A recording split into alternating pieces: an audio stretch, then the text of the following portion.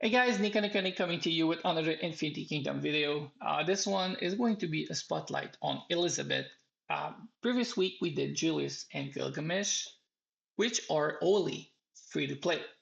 Elizabeth is not a free to play model unless you're lucky, but she's quite easy to obtain once she is unlocked. First, what we're going to do is we're going to look at how to unlock her. Then we're going to look at how easy she is to max. We are going to look at her skill set, specialization, and the sort of skills that you can bring with her depending on your team. And I'll give you my feedback if I think she's a good immortal or not. First, there's two ways to unlock her. When you look at the two ways, there's a lucky way and there's a pay way. The lucky way is basically from this here. If you get 60 and you compose with the Holy Shadow, you get a chance of any Holy Shadow. So Elizabeth is one of the chance. Same thing with the Shadow, you get a chance of any Shadow immortal. Elizabeth is going to be in there. If you get lucky, you can unlock her this way. Again, if you get lucky, depends on if you want her or not. And with these fragments, some player might want Himiko, Bjorn, Theo instead. But if you are maxing or you're planning on getting Elizabeth, this is one way. The easiest way and the paid way is going to be from the VIP. If you go to VIP 10 and you look at the Exalted chest, she starts to be available at VIP 10. For this chest, you get 60, so one full Elizabeth. This is the best way to unlock her if you plan on using her on your first, second, third team, because once she's unlocked, she's actually going to be available in the market. She's going to be available in the market at 2.78, which is the same amount as Alex. So she is quite, I would say, easy to max with time in the market. If you look at an immortal like Khan, he is only there at 1.85. So at 2.78, it's actually easier for you to max Eliz than Khan. Now, this, in my opinion, is a pro if you start working on her early. If you are late in the game or if you start on her now, example, you get a VIP, you just get started on her now, it's going to take you a long time to max Eliz from the market. At the end of the day, even if it's 2.78, which is the same as Alex, it is going to take you a few weeks, few months to get her to a decent spot, but it is worth it in my opinion. If you are a free to play and a low spender, you have Eliz unlocked, still early, see her in the market, I would go for it because I think the best pro when it comes to Eliz is how flexible she is. And this is why I think a lot of the low spender and free to play should get Eliz some way. Maybe not in their first March, at least until she's almost maxed out, which will take time. But she can be played into your third and second March until then because she's good anyway.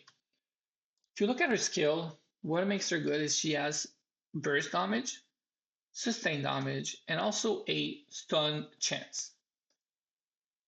The rate at 30% is quite low. It's not very high, and you need to be lucky to get it. But the damage is still decent. It's a decent amount of damage. And what makes her very interesting is she can be used as side support, and she can be used as damage. Example, we talked about Water March in the previous weeks. Elizabeth can actually be a really good side support to Merlin. This was used a lot in the early version of the game. So basically the first 2-3 years of the game, a lot of player was actually using Elizabeth as a side assist. This is where we're going to talk about a skill because we're talking about it now. You put assist and you put an aura and you put supportive skill on her, and she's going to be a support for your March. You put skill like Executioner, Blade Vortex, and another example, Time to Shine, and she's going to be a damage dealer. Elizabeth's going to perform okay and even well depending on what you put in either side of her or either form of herself. She can be a decent side support, she can be a decent damage dealer. She is extremely flexible. If you invest on her slowly, you're going to be able to slot her in the second, third team, and even once she's max, if you think she's going to be a better improvement than, example, a Queen or a Zenobia in your main march, she can be inserted in your main march without too much issue. She is that flexible, and that is one of the main reasons why I do think it is smart to invest in her if you have the gem.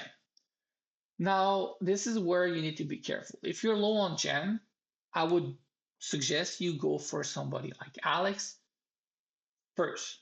Go for Alex. Don't bother with Zenobia. Not Zenobia, I mean Elizabeth. But if you have a lot of gem and you see her in the market and you plan on getting her, do it. I think it's a very good choice because of how flexible she is.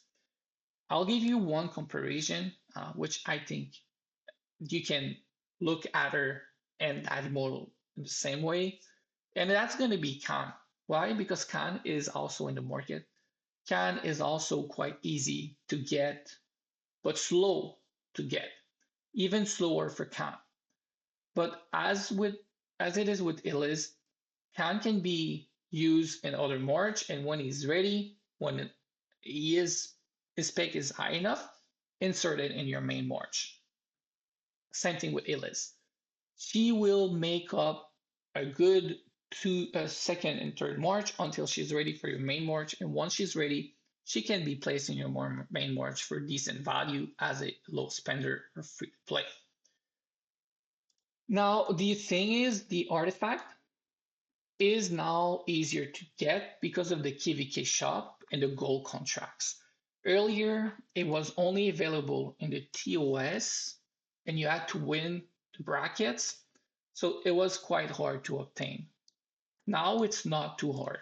And the artifact, when you look at what it does, it is a decent artifact.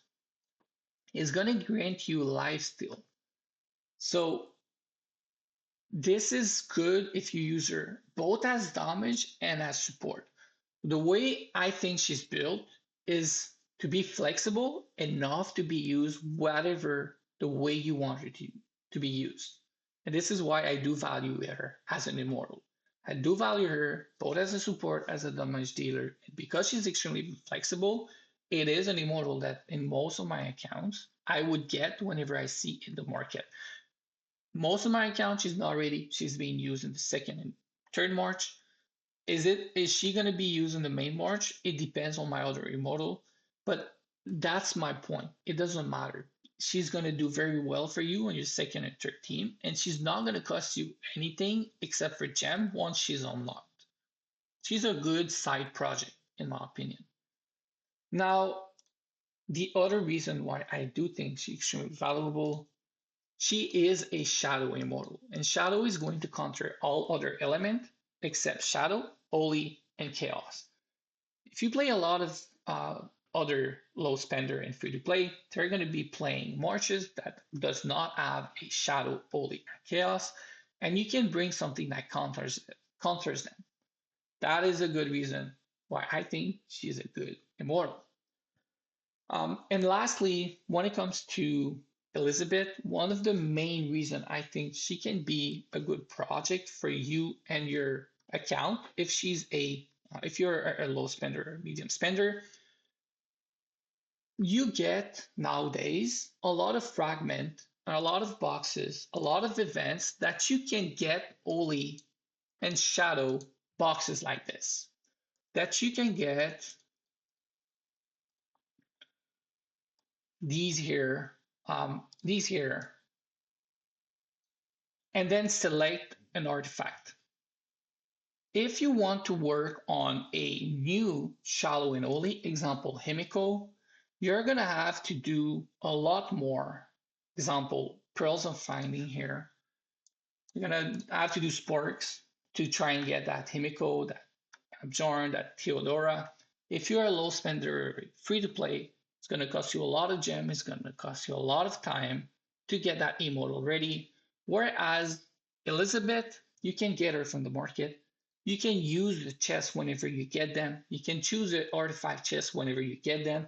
So you can get your Elizabeth to be maxed a lot quicker than most other Shadow Immortal. And she's still quite decent.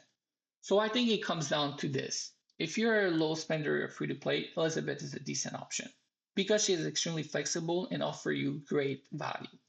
If you're not, if you're a mid spender, they are better. Immortal, example, Himiko. So this is my takeaway from this spotlight. I think she's a decent immortal. I think she's a great immortal for free to play and low spender. I think she loses value compared to other immortals such as Himiko if you are a higher spender. Thanks for watching. I hope you enjoyed the video. If you have any question, feedback, feel free to comment.